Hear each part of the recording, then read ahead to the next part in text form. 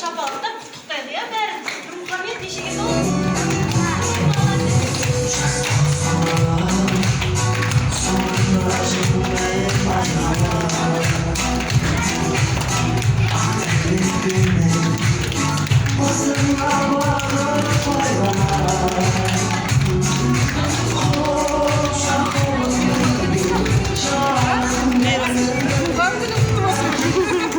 Жоқ, Бүгін екінші сыныптағы Бердібек.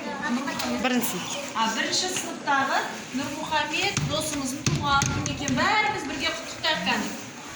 Туған күн!